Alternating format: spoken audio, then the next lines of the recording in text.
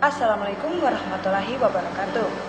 Hai teman-teman, perkenalkan nama saya Lydia Febriani, NIM 2023-0103-044 dari kelas MBSD. Pada kesempatan kali ini, saya akan menjelaskan mengenai activity based management.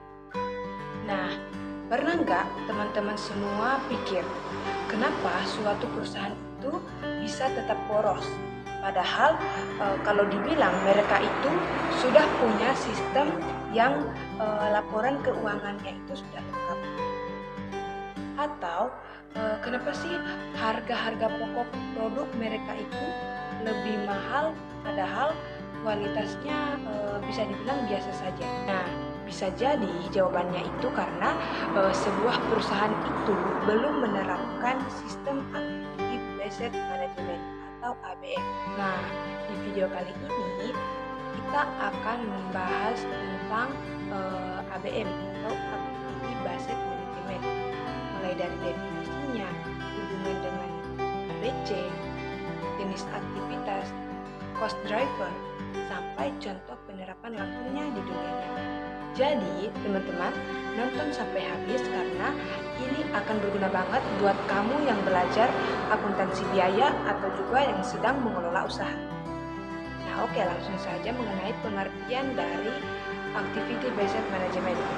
Jadi, activity based management itu adalah pendekatan manajemen yang menggunakan informasi biaya dan sistem activity based costing atau ABC untuk mengelola aktivitas dan juga pengambilan keputusan dalam suatu perusahaan. Nah, pasti teman-teman semua itu bertanya-tanya, apa sih tujuan dari ABM ini atau Activity Based Management? Nah, tujuan utama dari Activity Based Management ini pertama itu untuk mengidentifikasi aktivitas mana saja yang menambah nilai atau value added dan juga mana yang tidak menambah nilai atau value added. Yang kedua yaitu mengurangi pemborosan, meningkatkan efisiensi, dan juga yang ketiga tentu saja mengendalikan biaya secara lebih cepat. Nah, ABM atau Activity Based Management ini menekankan kepada perusahaan bahwa untuk mengelola biaya dengan benar, sebuah perusahaan itu harus terlebih dahulu mengelola aktivitas-aktivitas yang menyebabkan timbulnya biaya sendiri. Artinya, suatu biaya itu tidak terjadi begitu saja. Biaya muncul karena adanya aktivitas-aktivitas tertentu yang dijalankan oleh sebuah perusahaan. Jadi, pendekatannya bukan hanya soal angka-angka, tapi juga lebih kepada proses bisnis secara tadi sempat saya telah menyinggung mengenai activity based control atau ABC. Nah, apa sih hubungan antara activity based management dan juga activity based control? Jadi seperti ini. Activity based control atau ABC ini adalah sistem yang digunakan untuk menghitung biaya produk atau jasa berdasarkan aktivitas yang dilakukan. ABC juga ini berfokusnya kepada perhitungan biaya. Sedangkan ABM atau Activity Based Management adalah suatu pemanfaatan informasi dari ABC tadi untuk mengambil keputusan manajerial. Jadi, ABC itu seperti alat. Sedangkan ABM itu adalah cara-cara atau metode yang kita memakainya untuk mengelola perusahaan dengan lebih baik. Sampai di sini paham kan teman-teman? Nah, mungkin untuk lebih mengerti lagi, itu saya kasih contoh. Nah, contohnya itu misalnya, kalau misalnya ABC itu menunjukkan bahwa aktivitas inspeksi barang membutuhkan biaya besar, maka ABM di sini peran ABM akan menyarankan manajemen untuk mengurangi frekuensi inspeksi atau mencari metode-metode inspeksi yang lebih efisien atau yang lebih menghemat. Atau kata lainnya itu ABC itu sistem perhitungan Sedangkan ABM, strategi manajemen berdasarkan data dari ABC tadi. Nah, selanjutnya kita bahas mengenai jenis-jenis aktivitas dan juga cost driver dalam ABM. Jadi, dalam ABM, kita membagi aktivitas menjadi 4 kelompok besar. Ini penting hal ini penting tentunya untuk mengetahui bagaimana suatu aktivitas itu bisa atau dapat mempengaruhi suatu biaya. Yang pertama, ada unit level activity. Unit level activity ini adalah aktivitas yang terjadi setiap kali satu unit produk diproduksi.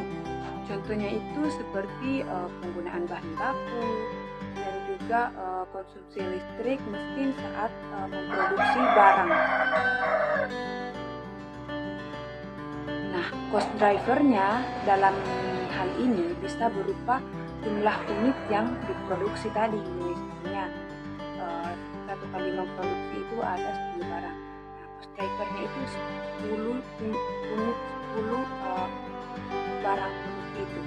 Yang kedua adalah batch level activity.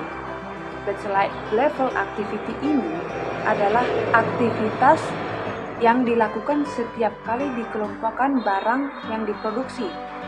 Jadi dalam batch level activity ini dihitungnya bukan per unit tapi per batch. Contohnya itu misalnya pengaturan mesin, kemudian pengeringan batch, pemeriksaan batch produk, dan lain-lain sebagainya. Nah, cost drivernya dalam hal ini itu adalah jumlah batchnya dan juga jumlah atau bisa juga jumlah satu. Yang ketiga ada produk level activity. Produk level activity ini adalah suatu aktivitas yang mendukung produksi suatu jenis produk terlepas dari jumlah unit yang diproduksi. Contohnya itu seperti desain produk, riset, dan juga pengembangan produk. Cost drivernya bisa berupa jumlah produk yang dikembangkan. Yang keempat ada facility level activity. Facility level activity di sini adalah aktivitas yang mencakup seluruh kegiatan yang mendukung jalannya fasilitas perusahaan secara umum. Nah, contohnya itu seperti penyediaan listrik untuk gedung, kemudian keamanan, dan juga manajemen umum. Bentuk cost driver dalam hal ini biasanya itu sulit ditelusuri secara langsung ke produk, sehingga sering dialokasikan secara profesional. Nah, kenapa sih kita harus mengetahui cost driver dari keempat aktivitas tadi? Nah, jadi dengan mengetahui aktivitas dan juga cost drivernya, kita itu bisa melihat presisi dalam menganalisis suatu biaya, mana yang kita bisa pangkas dan juga mungkin mana yang harus kita tinggalkannya. Kita bahas mengenai contoh penerapan dari activity based management. Nah, sekarang kita masuk pada bagian paling seru atau contoh dari penerapan activity ini. Nah, misalnya sebuah perusahaan manufaktur itu memproduksi dua jenis barang. Ada produk A dan juga ada produk B. Produk A tadi ini dia memerlukan banyak sudut mesin, sedangkan produk B tidak memerlukan banyak sudut mesin. Nah, dalam laporan konvensional ini, kedua-dua A dan B ini tadi tampak punya biaya produksi yang mirip. Nah, ternyata setelah diterapkan ABC dan juga ABM tadi, ternyata produk A menyedot banyak sekali biaya tutup, sementara produk B itu jauh lebih hemat atau jauh lebih efisien. Nah, apa yang harus dilakukan manajer dalam informasi atau masalah yang seperti ini? Nah, dalam masalah seperti ini, apa yang harus dilakukan oleh seorang manajer dalam informasi seperti ini. Nah, yang pertama, manajer itu bisa mengambil keputusan untuk mengurangi batch kecil untuk produk A tadi.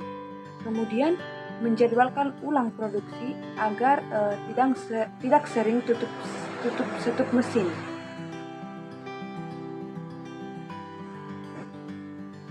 Dan juga manajer bisa mempertimbangkan harga jual baru agar biaya tadi bisa tertutupi. Nah, ketika manajer melakukan hal tersebut, maka hasilnya itu bisa nantinya biaya produksi bisa menurun. Kemudian terjadinya efisiensi meningkat, margin laba bertambah, dan lain-lain sebagainya. Nah, apa sih manfaat dari activity based management ini? Jadi ABM atau activity based management memiliki banyak manfaat nyata yang benar-benar digunakan oleh perusahaan. Di antaranya yang pertama itu ABM dapat meningkatkan efisiensi operasional. Jadi dengan memetakan aktivitas, perusahaan bisa menghapus proses yang tidak menambah nilai atau hal-hal yang tidak perlu. Yang kedua, ABM bisa membantu pengambilan keputusan yang lebih tepat. Contohnya seperti manajer bisa memfokuskan sesuatu kayak aktivitas yang penting-penting saja. Nah, yang ketiga, ABM dapat melakukan pengontrolan yang lebih baik. Jadi karena kita tidak tahu penyebab biaya itu dari mana, kita bisa mengaturnya dengan ABM ini kita dapat mengatur hal tersebut tadi dengan cara yang benar.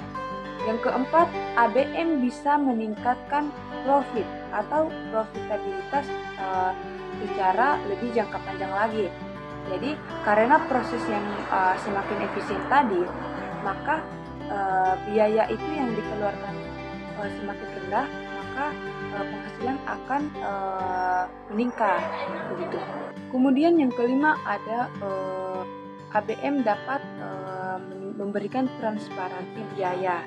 Seperti ABM ini membuat manajemen atau manajer bisa tahu dengan jelas kenapa sih biaya itu bisa muncul, dan juga aktivitas mana yang bisa menyebabkan biaya-biaya itu terjadi gitu. Nah, selanjutnya di sini ada penerapan manajemen biaya dalam perusahaan, yang dimana penerapan manajemen biaya dalam perusahaan ini ada dua.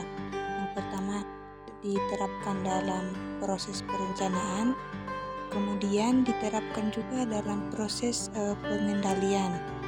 Nah, yang pertama dalam perencanaan. Manajemen biaya bisa mengidentifikasi dan mengklasifikasi semua aktivitas yang dilakukan. Namun bukan hanya itu, manajemen biaya juga dapat menentukan biaya langsung dan tidak langsung untuk setiap aktivitas. Kemudian penerapan manajemen biaya dalam proses pengendalian.